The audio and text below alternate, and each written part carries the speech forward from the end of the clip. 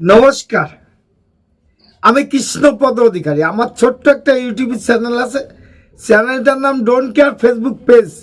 তার মানে আমাদের এই বিপ্লবটা চলমান রয়েছে। আর অবশ্যই আমরা এটাকে বিপ্লব বলছি কিংবা গণঅভ্যুত্থান যাই বলেন না কেন, এটা কিন্তু কোনো সাংবিধানিক নিয়ম মেনে হয়নি, কোনো আইন মেনে হয়নি। আইন যদি মানতে যেতাম তাহলে কিন্তু এই বিপ্লবগুলো হতো না। যদি মেট্রো রেলে আগুন না দেওয়া হতো, যদি পুলিশদেরকে না মারা হতো, তাহলে এই বিপ্লবটা এত সহজেই অর্জিত হতো না।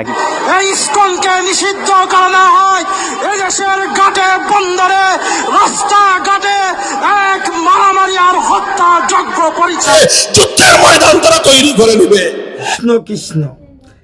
বিগত দিনে বাংলাদেশ নিয়ে অনেক কিছু শুনেছেন, কিন্তু আপনার কাছে এবং আপনাদের কাছে আমি প্রশ্ন করতে চাই যে ভারতের সম্মতি ছাড়া বাংলাদেশ বাঁচতে পারে কি না। সেখানে দাঁড়িয়ে তারা যে হুমকি ঝুমকি আমাদের দিচ্ছে এবং ভারত বিরোধী যে কর্মকাণ্ড করে যাচ্ছে, সেটা আপনাদের কাছে প্রশ্ন করে গেলাম ঠিক কিনা। কারণ ভারত বিরোধী কর্ম করেছে এবং কর্মকাণ্ড করে যাচ্ছে বিগত দিনে সোশ্যাল মিডিয়া আপনারা সবাই দেখে নিয়েছেন, কিন্তু কিছু কিছু বিষয় আপনারা এড়িয়ে যান। সেই জায়গায় দাঁড়িয়ে আমি সেই বিষয়গুলো নতুন করে তুলে ধরার জন্য আমার এই ভিডিওটা। যাই হোক, আমার চ্যানেল নাম don't care Facebook page Krishna Krishna. যদি ভিডিওটা ভালো লাগে লাইক শেয়ার কমেন্ট করবেন। ভারত কিভাবে মারবে ওদের অনাহারে দেখিয়ে দেব আপনাদের। দেখুন ভারত কিভাবে অনাহারে মারার জন্য তৈরি হয়ে গেছে। কারণ ভারত থেকে যদি ওদের খাবার না যায় অনাহারে থাকবে। সেই জায়গায় দাঁড়িয়ে ভারত স্টেপ নিতে চলেছে, তার একটু নমুনা দেখাচ্ছি আপনাদের মাধ্যমে। মঙ্গলবার থেকে ভারত হতে চাঁপাইনবাবগঞ্জের সোনা মসজিদ স্থলবন্দর দিয়ে প্রবেশ করেনি কোনো আলু ও পেঁয়াজবাহী ট্রাক। এমনকি আগের এলসি করা পণ্যও আটকে দিয়েছে প্রতিবেশী দেশটি।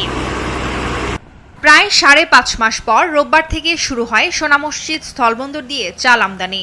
বর্তমানে চাল আমদানি অব্যাহত থাকলেও হঠাৎ বন্ধ হয়ে যায় আলু ও পেঁয়াজ আসা। এর প্রভাবে বুধবার সকাল থেকে আলু ও পেঁয়াজের দাম বেড়েছে কেজি প্রতি 20 থেকে 30 টাকার উপরে।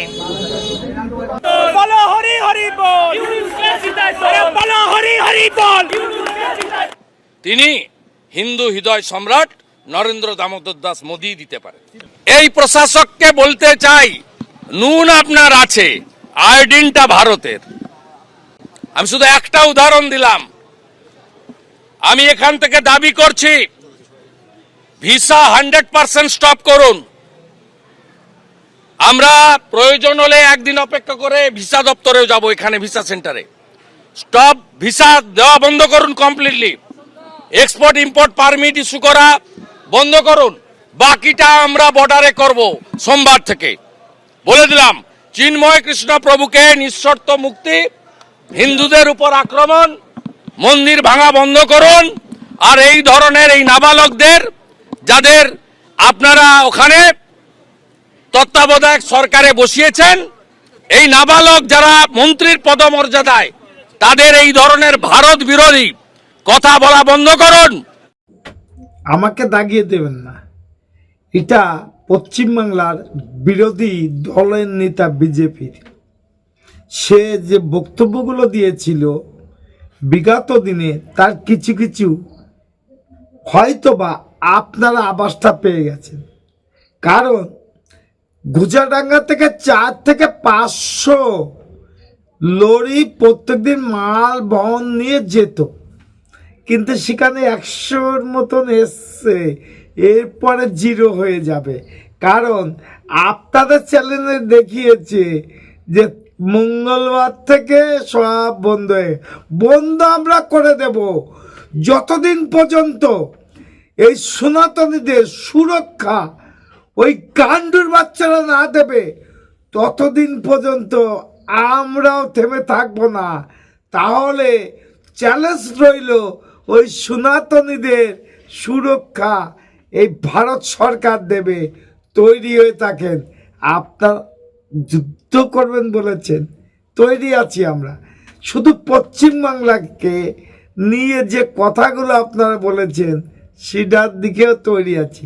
আমাদের সেনাবাহিনীর দরকার নেই, দুটো ফারাক্কা গেট। নমস্কার, ভালো থাকবেন। আমার একটা ইউটিউবের চ্যানেল আছে, চ্যানেলটার নাম don't care, Facebook page Krishna Krishna. আমি সনাতনী নিয়ে কথা বলতে ভালোবাসি এবং আমি যেহেতু সনাতনী, সেই জায়গায় দাঁড়িয়ে আমি সব প্রতিবাদী ভিডিও করি। সে জায়গায় যদি আমার মৃত্যু হয়ে যায় আমার কোনো আপত্তি নেই, কিন্তু সনাতন ভাইরা সুরক্ষা থাকুক সেটাই কামনা করি।